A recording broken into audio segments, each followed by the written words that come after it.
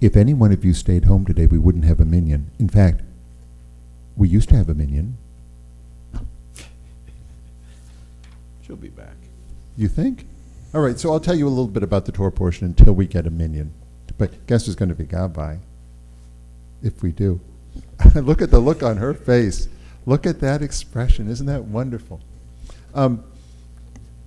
So we're telling the story of the Exodus from Egypt, and this is the story. The first time in history there's ever a story like this, of the underclass being listened to. And it's a story of speaking truth to people who are in power. And the people who are in power, many of them are really good people, but sometimes they do cruel things, sometimes they do greedy things, and almost never do the people, the slaves of a community, almost never are they listened to. But for the last 3,500 years, the story was told. The story was told during the civil rights movements, because it's a story of listening to the cries of those who were oppressed. It was told during the women's rights movements. It was told the slavery, times of slavery. It was told at the founding of our country. It was told by people who left oppression in Europe and other places to come here. It was told over and over again. And throughout history, in times we don't even know, which were probably as significant, if not more, than the things that I said, over the thousands and thousands of years, the story was told over and over again. And it empowers us. We realize that in the end, God is on the side of freedom, of liberation. I'm going to read about one of the plagues, the eighth plague, the plague of locusts. That, I don't know if you know what locusts are, but they are about the scariest thing in the natural world. I'm telling you, I am freaked out by locusts. If you want to get freaked out by locusts, Google them and find out something about them.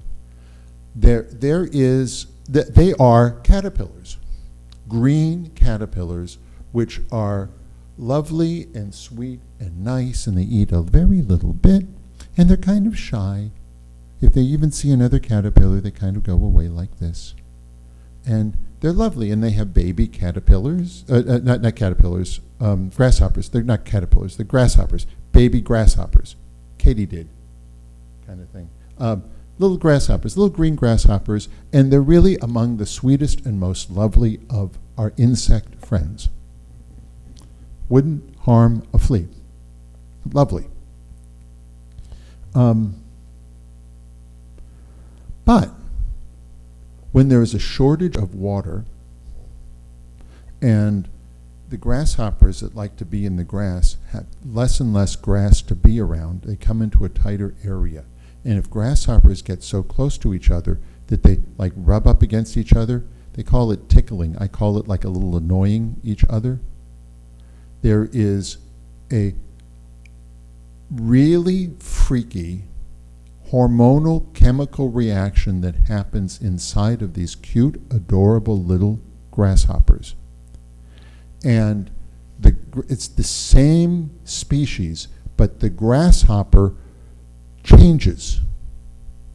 And it's kind of like the movie Gremlins, where you give them water at night or feed them at night. It's kind of like zombies. They turn black. They turn black, and their behavior changes. They change in three big ways. One is, and this is counter to what you would think, counterintuitive, they start to eat everything in sight. And as opposed to being shy and timid, they try to mate as often and as possible.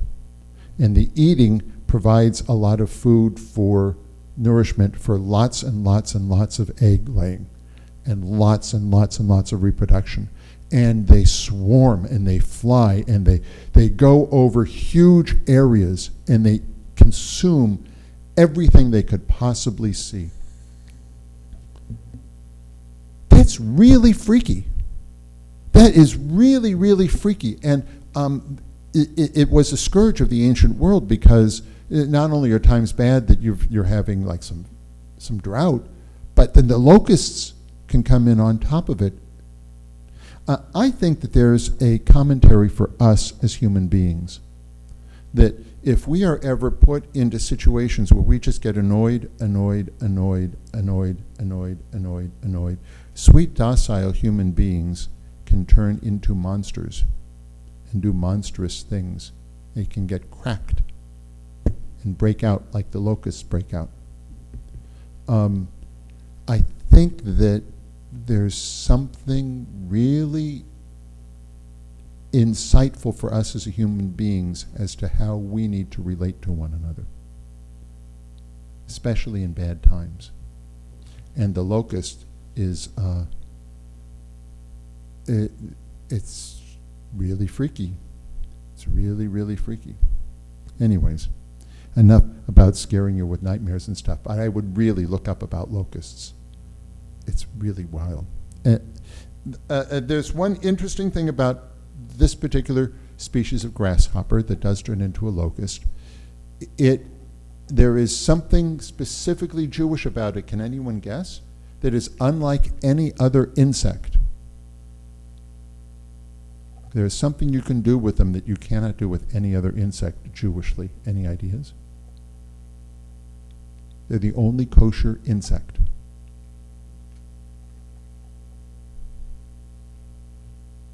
Well, I guess it's because when they come out, there's nothing else to eat. And but it's an interesting little twist.